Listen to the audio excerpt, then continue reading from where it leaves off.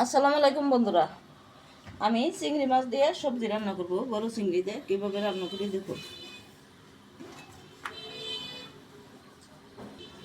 চুলায় কড়াই বসাইছি, কড়াইতে তেল দিয়েছি, তেল গরম হয়ে গেছে। এখন কিছু গোটা জিরে দিয়ে দেবো।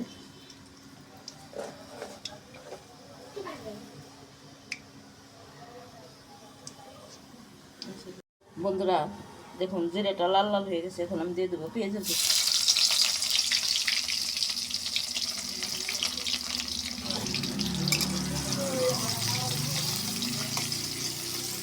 পেঁয়াজটা আমি ভালো করে নরম করে ভেজে নেব।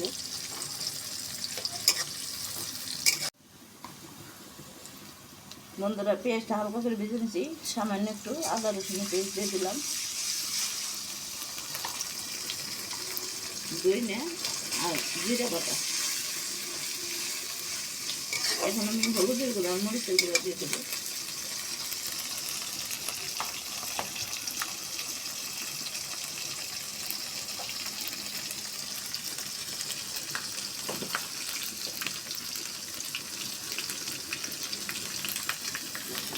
কাঁচামরিচ ছেড়ে দিয়ে দিলাম। সবজি তরকারিতে জাল কম হইলে ভালো।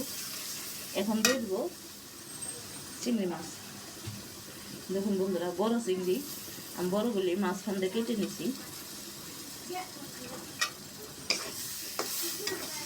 সামান্য একটু পানি অ্যাড করে দেবো।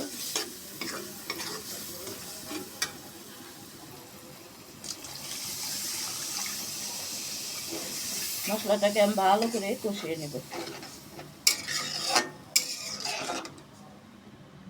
ততক্ষণ আমার সঙ্গে থাকে। সুন্দর করে কষিয়ে নিছি, মশলায় তেল উঠে গেছে। এখন আমি সবজি অ্যাড করে দেব। আমি প্রথমে আলু আর পটলটা ভালো করে কষিয়ে নেব, পরে আমি ভেন্ডি দিয়ে দেবো।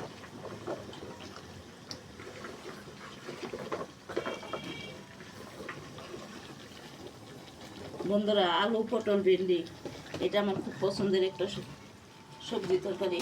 চিংড়ি মাছের এভাবে রান্না করে খেয়ে দেখবেন, এটা খুব মজার একটা তরকারি।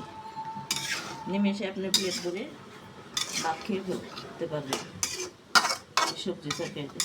এখন নেড়ে ছেড়ে দিলাম, ডেকে রান্না করে নেব।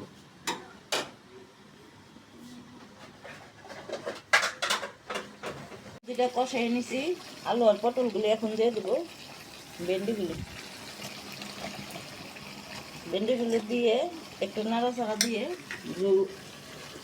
অ্যাড করে দেবো।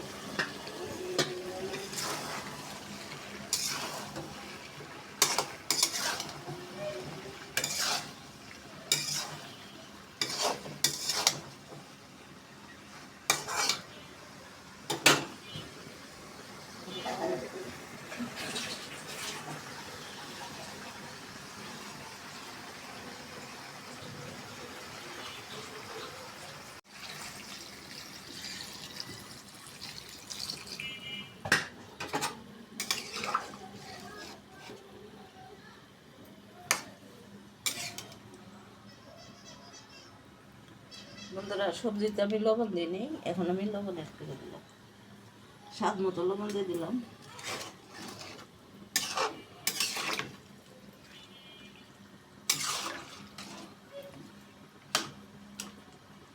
আমি ভালো করে ঢেকে রান্না করে নেব।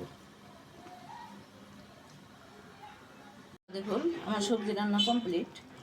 আপনারা চিংড়ি মাছ দিয়ে এভাবে সবজি রান্না করে খাবেন।